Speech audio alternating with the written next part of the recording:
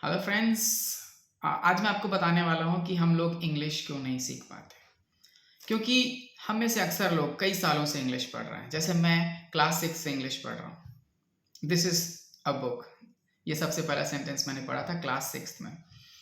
तो जो भी मुझे सुन रहे हैं या सुनने वाले हैं, उनमें से अधिकतर लोग कई सालों से इंग्लिश पढ़ रहे हैं, मगर उन्हें इंग्लिश नहीं आती। तो आज मैं आपके साथ शेयर करने वाला हूँ कि वो क्या बेसिक कारण है जिनकी वजह से लोग इंग्लिश नहीं सीख पाते। तो उन कारणों को समझने के लिए मैंने कुछ सवाल आप बनाए हैं जिनको हम समझेंगे ताकि हम आगे बढ़ पाएँ और आसानी से इंग्लिश को पढ़ पाएँ। तो सबसे पहला सवाल है दोस्तों, एक भाषा क्या है? What's a language? अभी मैं इंग्लिश के बारे में बात नहीं कर रहा हूँ। अभी मैं बात कर रहा हूँ कोई भी भाषा। तो जब हम ये सवाल खुद से करते हैं या किसी से भी हम ये सवाल करते हैं कि एक भाषा क्या है, व्हाट्स अ लैंग्वेज, तो अधिकतर लोग अलग अलग तरह के जवाब देते हैं। कोई कहता है भाषा संवाद का माध्यम है, कोई कहता है विचारों की आदान प्रदान का माध्यम है, कोई कहता है by language we express our feelings वगैरह वगैरह। ये सारे आंसर सही हैं, मगर ये उस सवाल के आंसर नहीं है जो मैंने पूछा था। What's a language? जैसे मैं आपसे पूछूं एक कार क्या होती है और आप जवाब दें कार से एक जगह से दूसरे जगह जाते हैं, तो दोस्तों ये कार का काम है। This is the usage of a car, this is not the definition of a car. So अगर मैं आपसे पूछूंगा एक लैंग्वेज क्या है, तो this is not the definition of a language, this is actually the usage of a language. तो मेरे हिसाब से हमें समझना पड़ेगा एक लैंग्वेज है क्या। तो दोस्तों मेरे हिसाब से language is nothing but collection of sounds with meanings.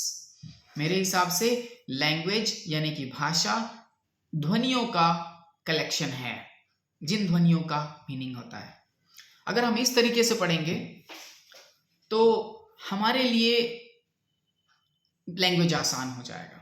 हमें स्पेलिंग के बारे में कंसंट्रेशन नहीं करना है, क्योंकि दोस्तों हम पहले बोलना सीखते हैं, उसके बाद हम लिखना सीखते हैं। तो इस क्लास में दोस्तों हमारे लिए language is nothing but collection of sounds with meanings. हमारे लिए भाषा है कलेक्शन ऑफ साउंड्स, आवाज़ों का समूह।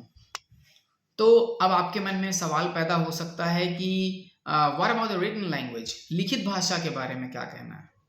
तो दोस्तों लिखित भाषा भाषा नहीं है जब तक आप उसे पढ़ते नहीं हैं, बट जब आप उसे पढ़ते हैं तो आपके दिमाग में साउंड वेव्स क्रिएट होते हैं और एक्चुअली उन साउंड वेव्स को आप समझते हैं। Okay, so what's a language? Language is nothing but collection of sounds with meanings. तो हम जब आगे पढ़ेंगे तो हमें साउंड से मतलब होगा। Okay, so this is the first question. Now the second question, how do we learn a language और how does a child learn a language? एक बच्चा कैसे भाषा सीखता है या हम लोग भाषा कैसे सीखते हैं? ये सवाल भी बहुत अहम है दोस्तों। इसका आंसर लगभग सभी लोग सेम टू सेम देते हैं। सबसे पहले हम सुनते हैं, this is the first step. सुनना सबसे ज़रूरी है, मगर सुनना काफ़ी नहीं है, क्योंकि बहुत सारे जानवरों को हम बहुत समय से सुन रहे हैं मगर हम उनकी भाषा को नहीं जानते। ओके, सो सुनना ज़रूरी है मगर काफ़ी नहीं है। So first step is we listen. सबसे पहले हम सुनते हैं या एक बच्चा सुनता है, तो सुनना इज द फर्स्ट स्टेप। अभी मैं इंग्लिश के बारे में बात नहीं कर रहा हूँ, I am talking about any language. Okay, the second step we understand. दूसरा स्टेप क्या है? हम समझते हैं। सुनना इज द फर्स्ट स्टेप, समझना इज द सेकेंड स्टेप। ये दोनों जरूरी हैं मगर काफी नहीं है। ओके, लगभग सभी लोग इसी तरह का आंसर देते हैं, इसमें कोई गलती नहीं होती, मगर the most important part is the third step. हम तीसरा स्टेप क्या है? सबसे पहले हम सुनते हैं, फिर हम समझते हैं, उसके बाद दोस्तों हम बोलने की कोशिश करते हैं। एक बच्चा जब भाषा को सीखता है तो वो बोलने की कोशिश करता है, ही ट्राइज टू स्पीक। वो बोलने की कोशिश करता है और बोलने की कोशिश करते समय वो बहुत सारी गलतियां करता है, मगर एक बच्चा उन गलतियों के बारे में बिल्कुल परवाह नहीं करता। वही हमें भी करना है। We have to listen, we have to understand and then we have to try to speak. इसी तरीके से हमें भाषा को सीखना है। ओके, सबसे पहले हमें सुनना है, फिर हमें समझना है, फिर हमें बोलने की कोशिश करना है। ओके ओके, तीसरा सवाल है एक भाषा का विज्ञान क्या है? What is the science of a language? एक भाषा कैसे काम करती है? ये सवाल मैं आपसे नहीं पूछूंगा, सीधा ही इसका उत्तर बताता हूँ। दोस्तों जैसा कि मैंने सबसे पहले कहा था, language is nothing but collection of sounds, इसे ध्यान में रखिएगा। अब मैं आपके सामने तीन सेंटेंसेस रखता हूं।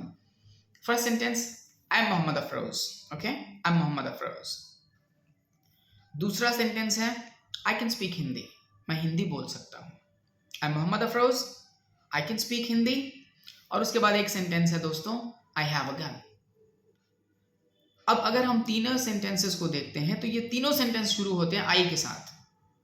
I M Afroz, I can speak Hindi and I have a gun. तो ये तीनों दिखाई देते हैं सेम। अगर हम लिखेंगे तो ये तीनों आई एक जैसे दिखाई देते हैं, मगर दोस्तों इन तीनों के साउंड में फर्क है। ओके, ये तीनों के साउंड में फर्क है। जैसे ही मैं कहता हूं आई हैव अ गन, तो जो पहला आई है वो हैव अपने आप लेके आता है, I have a gun. Okay, अगर मैं कहता हूं आई कैन स्पीक, तो जब ये वाला आई आता है, जब ये साउंड आता है तो कैन अपने आप आता है दोस्तों।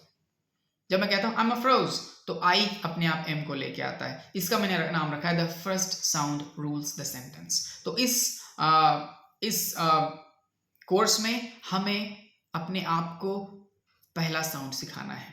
We have to train our mind the first sound. When you train your mind the first sound, the second sound comes automatically. Okay, because there is a connection between the first and second sound. इस पूरे course में हमें अपने आप को सिर्फ पहला sound सिखाना है।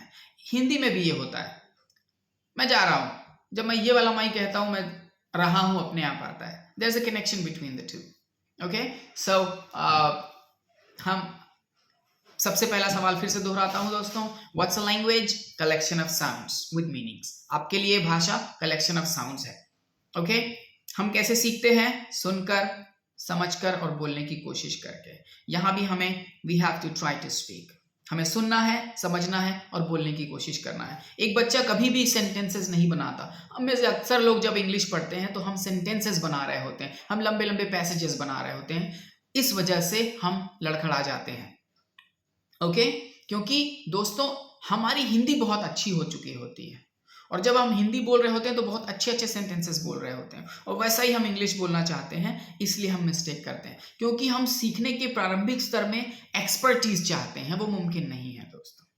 You can not speak very good Hindi in the initial time. Okay, so हमें कभी भी इंग्लिश बोलने की कोशिश नहीं करनी चाहिए अपने से।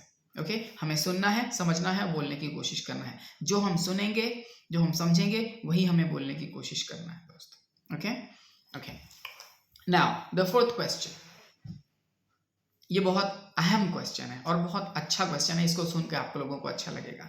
English is the lingua फ्रैंका of the world.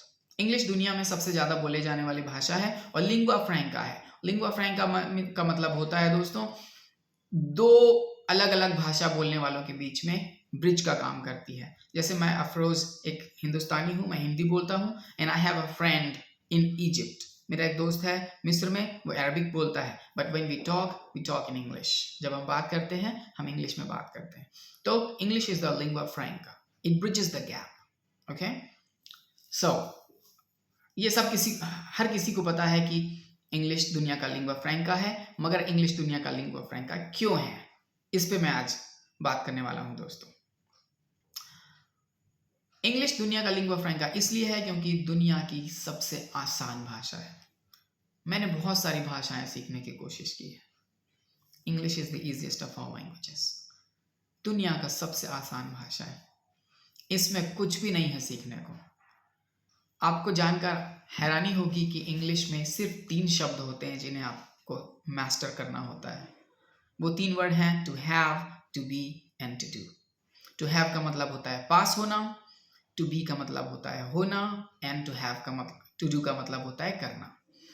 आप कभी भी कोई बात करेंगे, या तो किसी चीज के पास होने के बारे में बात करेंगे, या किसी चीज के होने के बारे में बात करेंगे, या किसी काम के करने के बारे में बात करेंगे। जैसे मेरे पास एक मोबाइल फोन है। Okay, I have a mobile phone. अभी मैं बात कर रहा हूं पास होने की, I have a mobile phone. I am a teacher, मैं एक टीचर हूं। अभी मैं बात कर रहा हूं अपने होने की, and I am trying to teach you something. मैं आपको कुछ सिखाने की कोशिश कर रहा हूं, तो मैं अभी काम करने की बात कर रहा हूं। तो दोस्तों, in English we have only 3 words to master, to have, to be and to do. And these 3 words are very easy. Okay, so दोस्तों थैंक यू फॉर टुडे. इसके बाद दूसरा लेक्चर बहुत जल्द रिकॉर्ड करेंगे. Stay tuned.